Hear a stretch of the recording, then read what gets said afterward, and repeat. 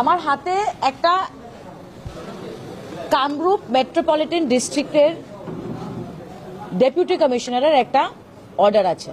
বৰ্তমান যেতিয়া অসমত থাকি বেংগলীখিনি নিজকে অসমীয়া বুলি কয় তেতিয়া মোৰ লাগিছিল ভয়, কাৰণ এতিয়া ভাবিছে বেংগলীখিনি কৰিব অসমত বেংগলীগিৰি, অসমীয়াখিনি খাৰুপিনা নহয় যে মনে মনে হুপি থাকিব বান্দৰ বিৰি। এটাৰ মধ্যে ইংলিশে আছে আৰ লাস্টে অসমীয়াতে। বৰ্তমান এইজনী আকৌ অসমীয়াক অসমীয়া দিলে কৈ নেক্সট টাইম যদি অসমীয়া কওঁ তোক একেপাতা চৰে চকু দি বোৱাই দিম নৈ। বিভিন্ন পূজা কমিটিকে standard operating procedure Kamrup district commissioner দিয়েছেন। বৰ্তমান আপোনালোকে ভাবিছে পাই কি দিছে, যিটো দিছে ভালকে দিছে। Very good, it is a good step, we welcome it. কিন্তু আমার আপত্তি আছে, এটা পয়েন্ট নাম্বার 29 আছে। এখানে উনি লিখেছেন যে পূজা সমিতির সাময়িক পূজা সম্পর্কীয় সকলে ব্যানার, হোর্ডিং ইত্যাদি অসমীয়া ভাষা ব্যবহার কৰিবলৈ আহ্বান জানিয়েছেন ডিসি। মোৰ মতে ভাল কথা, যেতিয়া তহঁতি অসমত আছ অসমীয়া ভাষা ব্যৱহাৰ কৰিব লাগিব আৰু সেইটো বাধ্যতামূলক হ'ব লাগে। না, আই ওয়ান্ট টু আস্ক, আমি ডিসি কামরূপ ডিস্ট্রিক্টকে জিজ্ঞেস করতে চাই, আসামে অফিসিয়াল ল্যাঙ্গুয়েজেস অ্যাক্ট আছে, আই রেসপেক্ট দ্যাট। যেতিয়া তহঁতি অসমত আছ অসমীয়া ভাষাটো সন্মান কৰিবই লাগিব, সেইটো বাধ্যতামূলক। I am not anti-Assamese. I respect it. In fact, বিপ্লব শর্মা কমিটির রিপোর্টে আছে যে অ্যাসেম্বলিতে যে কোয়েশ্চেন আনসার হবে আসামিজে হবে, যা কানুন আইন পাস করা হবে, বিল পাস করা হবে অ্যাসামিজে হবে। এবং বিপ্লব শর্মা কমিটিতে লেখা আছে সেন্ট্রাল গভর্নমেন্ট থেকে যে কাগজগুলো আসবে, जो भी पेपर सेंट्रल गवर्नमेंट भेजेगा आसाम में, उसको आसाम गवर्नमेंट एसएमईज में लिख के असेंबली में देगा। ইমানখিনি যেতিয়া গম পাওঁই যে চেণ্ট্ৰেলে যিখিনি কাগজ পঠিয়াই অসমলৈ, যিখিনি বিল পঠিয়াই বিলখিনি অসমীয়াত অনুবাদ কৰিব কৈছে, তেনে তহঁতি কোন চা খেত কাম বুলি যে তহঁতি বেংগলীত লিখিবি।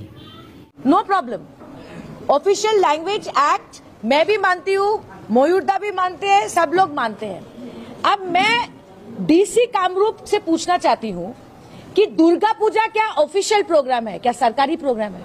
দুৰ্গা পূজা চৰকাৰী পূজাও নহয় বা অসমৰ অসমীয়াৰ দুৰ্গা পূজাও নহয়, সেইটো তহঁতৰ বেংগলীখিনি হয়। আৰু সেইবাবে যেতিয়া অসমত পাতিব বিচাৰিছ অসমীয়াত বেনাৰ লিখিব লাগিব।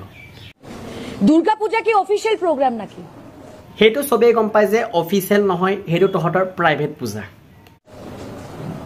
একটা ডিস্ট্রিক্ট কমিশনার যদি পূজা কমিটিকে বলে দেয় যে আপনারা এই ভাষাতে হোর্ডিং, ব্যানার, পোস্টার লাগাবেন, দেন আমি মনে করি that this is a violation of the right of the people to their mother tongue.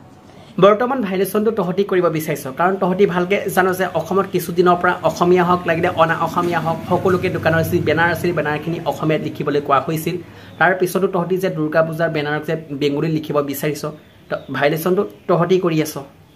যাদের বাংলা ভাষা মাতৃভাষা, দুর্গা পূজা একটা ব্যক্তিগত উৎসব, ये पूजा है, ये कोई डीसी का मीटिंग नहीं है। সেইটো সকলোৱে গম পায় যে দুৰ্গা পূজা এটা উৎসৱ হয়, কিন্তু সেইটো অসমৰ অসমীয়াৰ উৎসৱ নহয়, সেইটো তহঁতৰ বেংগলীখিনিৰ উৎসৱ হয়। তেনে বেংগলত গৈ পেলাই পাত, তাত গৈ পেলাই বেংগলীত লিখ, লাগিলে আৰু কিবাত লিখ।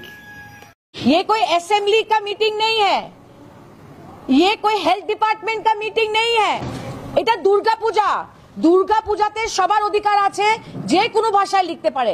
তেনে আমাৰোতো ঈদ থাকে, আমিতো ঈদত যিবিলাক গীত দিওঁ আমিতো অসমীয়াত লিখোঁ, আমিতো উৰ্দু আৰবিত নিলিখোঁ। তেনে তহঁতি কিয় লিখিবি বেংগলীত? বাংলায় লিখতে পারে, হিন্দিতে লিখতে পারে, অসমিয়াতে লিখতে পারে। আজকে কি আসামের বিহারের থেকে যারা এসছে, যারা হিন্দি স্পিকিং মানুষ ছট পূজা করে, ওদেরকে হিন্দিতে লেখার একটা উৎসবে অধিকার নেই? আবে আনপৰ গাঁৱৰ প্ৰথমতে মোৰ কথাখিনি শুন। অসমৰ যেতিয়া অসমীয়া এজন গৈ বিহাৰত যদি দোকান খোলে, তেওঁ যদি অসমীয়াত বেনাৰখন লিখে হ'ব জানো? আমি আসামের মুখ্যমন্ত্রীকে বলতে চাই যে আপনার ডাবল ইঞ্জিন সরকার আজকে প্রায় 8 বছর আছে।